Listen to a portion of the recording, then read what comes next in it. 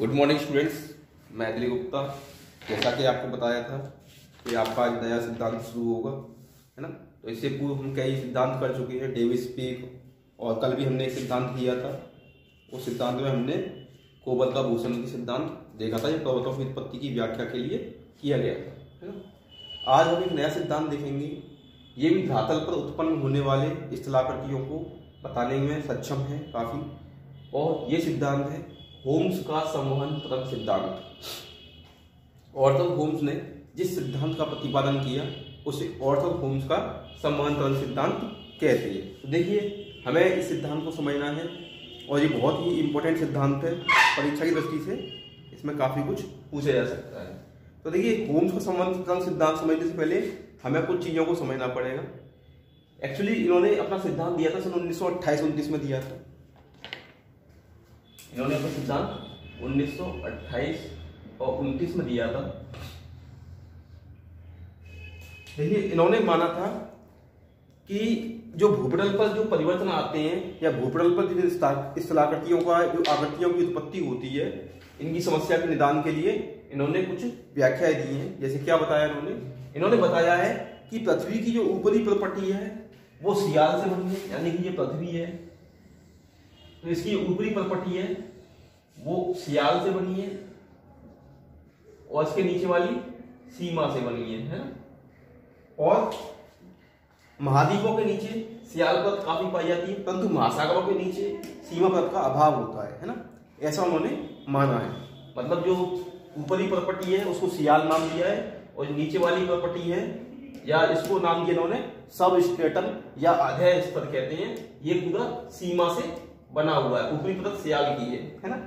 इन्होंने देखिए, इन्होंने पर्वतों की व्याख्या करने के लिए, यानी पर्वतों की उत्पत्ति कैसे होती है, इसके लिए इन्होंने इस सियाल और सीमा परत के अंदर कुछ रेडियोएक्टिव पदार्थों की उपस्थिति को माना है।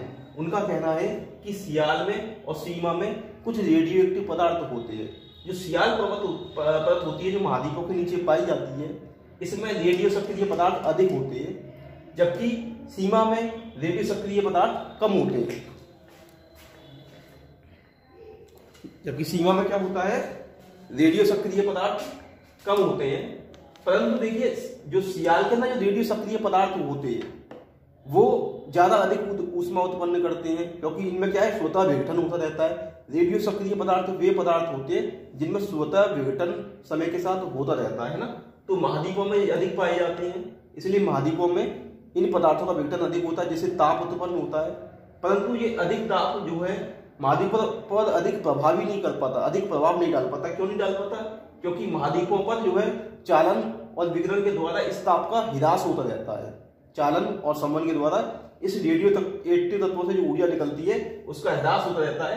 परंतु सीमा के अंदर जो रेडियो एक्टिव पदार्थ पाए जाते हैं वो भले ही मात्रा में थोड़े पाए जाते हैं। एक्चुअली सियाल में सर्वाधिक रेडियो सक्रिय पदार्थ पाए जाते हैं, परंतु सीमा में जो है रेडियो सक्रिय पदार्थों की मात्रा कम पाई जाती है। परंतु ये भूगोल में इतने नीचे होते हैं कि वहां पर जो है ताप इकट्ठा होता रहता है, और एक समय ऐसी स्थिति आती है जब ये परिवर्तन के लिए काफी हो जाता है। तो सीमा में उत्पन्न जो रेडियो सक्रिय पदार्थ होते हैं उससे क्या होता है कि ताप का जो है वहां पर इकट्ठा होता रहता है, और ताप में उसमें वृद्धि होती रहती है ना। तो इस वजह से क्या होता है, एक तरंगों की उत्पत्ति हो जाती है ना, जिन्हें हम कहते हैं संवहन तरंगें। इसलिए इस होम्स के संबंध सिद्धांत को क्या कहते हैं हम, संवहन तरंग सिद्धांत कहते हैं। तो क्या होता है इसमें, संवहन तरंगों की उत्पत्ति इस सीमा से, इस रेडियो सक्रिय पदार्थों से हो जाती है ना। और यही रेडियो सक्रिय पदार्थ जो है यहाँ पर इन जो संवहन तरंगे इनको जन्म देते हैं, है ना। तो देखिए, यही जो रेडियो सक्रिय पदार्थों से जो संवहन तरंगे उत्पन्न होती है, यही धरातल पर जो पर्वतों के निर्माण में महत्वपूर्ण स्थान रखती है। तो देखिए कैसे होता है। उन्होंने बताया है कि रेडियो सक्रिय जो तरंगे होती हैं, जिनको हम संवहन तरंग कहते हैं, ये मुख्यतः दो प्रकार की होती हैं। एक होती है आरोही तरंगे, है ना, एक होती है अवरोही तरंगे। आरोही तरंगे वो होती हैं जब एक स्थान से दो तरंगे उठकर ऊपर जाती हैं धरातल की तरफ, और वहां से जाकर के एक दूसरे से विपरीत दिशा में चली जाती हैं। देखिए यहाँ पर चित्र में देखिए, ये आरोही मतलब उठती हुई तरंगे, असेंडिंग ऑर्डर में ये वेव्स हैं, यानी कि आरोही तरंगे ये ऊपर उठ रही हैं और ऊपर जाकर के एक दूसरे के विपरीत दिशा में चली जाती है। इससे क्या होता है, जो ऊपर महाद्वीप है, यहाँ पर ये जो महाद्वीप है ये दे रखा है, इसमें क्या होगा, इसमें अलगाव होगा और इस महाद्वीप के बीच में से टूट जाएगा और समुद्र का विस्तार होगा, यानी ये स्थलखंड बीच में से खुल जाएगा और यहाँ पर समुद्र का विस्तार हो जाएगा, है ना। परंतु जिस स्थान पर दो तरंगे आपस में आकर के मिलती हैं उस स्थान पर भूसंगति का निर्माण होता है। जहां पर दो तरंगे आकर के आपस में मिलती हैं तो इसको कहते हैं अवरोही तरंगे, या जहां पर जो तरंगे आकर आपस में मिल रही हैं तो इसको कहते हैं अवरोही तरंगे। और इससे क्या होता है, धरातल में जो है भूसंगति का निर्माण होता है और इससे क्या धरातल में गड्ढा पड़ जाता है। एक दूसरे से तरंगे जब टकराती हैं तो धरातल में धसाव होता है और इस धसाव के फलस्वरूप भूसंगति का निर्माण होता है ना। अब देखिए इन्होंने भूसंगति अवस्था को 3 अवस्थाओं में बताया है, यहाँ पर पर्वत निर्माण की 3 अवस्थाओं को इन्होंने बताया है। तो यहाँ पर देखिए दो तरंगे एक दूसरे के पास आ रही हैं जिससे एक भूसंगति का निर्माण हो गया, एक गर्त का निर्माण हो गया है और इस भूसंगति में जो है धसाव होने शुरू हो गया है। देखिए प्रथम अवस्था में इन्होंने 3 अवस्था बताई है यहाँ पर्वत निर्माण की। तो उन्होंने बताया क्या पहली अवस्था में कि देखिए पहले तो तरंगे एक दूसरे के पास आ रही है, पास आने की वजह से इसमें क्या हो रहा है, भूसंगति का निर्माण हो रहा है। एक्चुअली इस बार निर्माण क्या होता है देखिए, क्योंकि धरातल के नीचे वाले भाग में देखिए हॉट है ना, हॉट मतलब गर्म है धरातल, है ना। तो यहाँ से संबंध तरंगे ऊपर उठ के ऊपर जा रही है ना, और यहाँ से तरंगे ऊपर उठ के ऊपर जा रही है, दोनों एक दूसरे से मिलती हैं। मिलने के बाद ऊपर जाकर के ये क्या होती है, धरातल में धसाव उत्पन्न करती हैं, फिर वापस नीचे उतरती है ना। तो इसमें क्या होता है, प्रथम अवस्था में जो संबंध तरंगों की गति होती है वो काफी अधिक होती है ना, क्योंकि एकदम तापमान तेज होता है, धरातल के नीचे रेडियो सक्रिय पदार्थों से तापमान बहुत अधिक हो जाता है ना। तो जिसकी वजह से तरंगे जो है बहुत तेजी से ऊपर जाती हैं, ऐसे आपस में मिलती हैं और नीचे आती हैं, जैसे धसाव होता है और इससे भूसंगति का निर्माण होता है ना। तो देखिए परंतु ऊपर जाती हैं, जब ये तरंगे धरातल से नीचे से ऊपर जाती हैं तो ऊपर जाते हुए क्या होता है, इनके ताप में कमी आती जाती है। देखिए नीचे हॉट है तो ऊपर जाते जाते ये कोल्ड हो जाती है, ठंडी हो जाती है। देखिए ऊपर जाके मिलते समय एक दूसरे से ठंडी हो जाती है ना, क्योंकि तापमान जब नीचे से जब तरंगे ऊपर जाएंगी तो ऊपर जाने पर तापमान का ताप का क्षय होगा। ताप के क्षय होने की वजह से क्या होगा, ये जब तरंगे ऊपर जाके धरातल पर जहां पर दोनों मिलेंगी वहां पर ये ठंडी हो जाएंगी तरंगे और इसका कोई अधिक प्रभाव नहीं होगा तापमान का, परंतु इससे क्या होगा, धरातल में ये दबाव हो जाएगा। धरातल में दबाव होने की वजह से क्या होगा, गर्त का निर्माण हो जाएगा और भूसंगति बन जाएगी। दूसरी अवस्था में क्या होता है कि गति थोड़ी कमी आ जाती है ना, क्योंकि शुरुआत में तापमान अधिक होता है परंतु धीरे धीरे क्या होता है कि संबंध तरंगों की गति में कमी आने लगती है, क्योंकि तापमान का थोड़ा सा क्षय होने लगता है। तो देखिए नीचे क्या होता है कि नीचे से भी तापमान जो है अभी गर्म है, ठंडा होने लगता है। तो नीचे से जो गर्म जो परत थी, जो गर्म तरंगें थी वो धीरे धीरे ठंडी होने लगती हैं, ऊपर आते आते थोड़ी गर्म रहती हैं परंतु नीचे फिर जाके ठंडी होने लगती है ना। तो इस वजह से तापमान में गिरावट आती जाती है।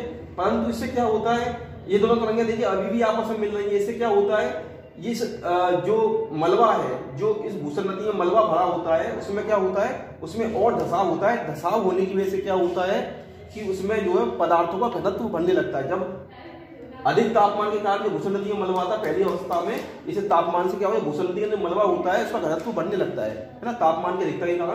क्योंकि इस भूसंगति में मतलब मलबा था और नीचे से गर्म तरंगें आ रही थी, तो इस मलबे को क्या करेंगी, वो अपने ताप के प्रभाव से उसको और ज्यादा घनत्व उसका बढ़ा देंगे ना। क्योंकि क्या होता है कि जब देखिए कोई चीज जलती है तो तापमान बढ़ने के बाद उसका तापमान कम होता है तो वो चीज भारी होने लगती है और उसका तापमान के क्या होता है, उसका घनत्व बढ़ने लगता है। तो यहाँ पर जो तरंगे हों उनकी वजह से क्या होता है, तापमान बढ़ने लगता है और मलबा और धंसने लगता है। फिर क्या होता है कि देखिए इस मलबे में और ज्यादा तरंगों के मिलने से क्या होता है, और धसाव होने लगता है और इस मलबे में बलन पड़ने लगते हैं और पर्वतों की उत्पत्ति शुरू हो जाती है। देखिए यहाँ पर ये बलन पड़ गए हैं इस भूसंगति में और यहाँ पर पर्वतों की उत्पत्ति होना शुरू हो गई है।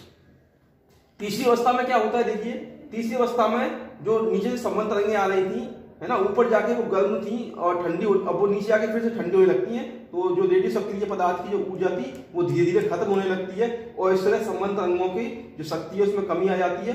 परंतु इसकी वजह से क्या होता है, जो मलबा था उसमें और बलन पड़ते जाते हैं और इस तरह से बलित पर्वत की उत्पत्ति होती है ना।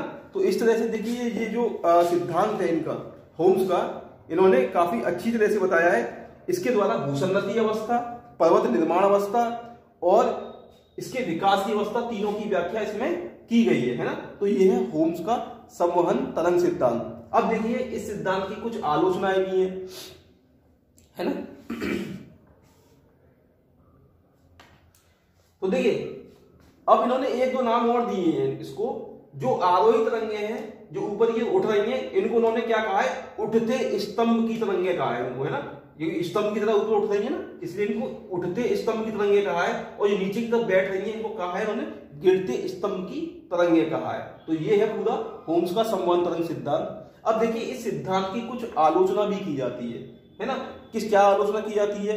एक तो इस सिद्धांत की आलोचना इस तथ्य पर की जाती है क्योंकि होम्स ने अपना यह पूरा सिद्धांत जो समवहन तरंगों की उत्पत्ति के आधार पर भूसंगतियों का निर्माण बताया है, और इसी के आधार पर उन्होंने पर्वतों की उत्पत्ति की व्याख्या की है यहाँ पर। परंतु अभी तक जो विद्वान है वो ये मानते हैं कि अभी जो है जो समवहन तरंगे हैं, इनके विषय में बहुत ही कम प्रगति हो पाई है या बहुत ही कम ज्ञान प्राप्त हो पाया है। तो इस सिद्धांत की व्याख्या जो है समवहन तरंगों के आधार पर बड़ी ही भ्रामक लगती है।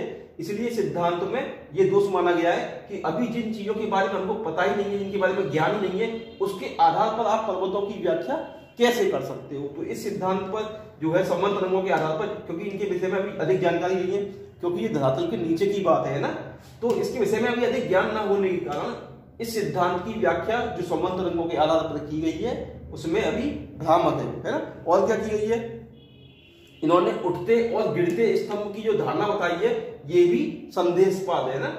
उन्होंने कहा है कि तरंगे ऊपर की उठती हैं या नीचे की तरफ दूसरी तरफ गिरती हैं, है ना। लेकिन ऐसा भी तो हो सकता है धरातल में ये तरंगे जो क्षैतिज दिशा में चले, जरूरी थोड़ा ऊपर नीचे ही गति करे, ये तो क्षैतिज दिशा में भी गति करती है। और क्षैतिज दिशा में अगर ये गति करेंगी तो मान लीजिए किसी स्थान पर धरातल को फाड़ करके ये बाहर आ जाएंगी, तो धरातल पर ज्वालामुखी का निर्माण करेंगी, ना कि भूसंगति का, है ना। तो इस आधार पर भी इनकी जो है आलोचना की गई है।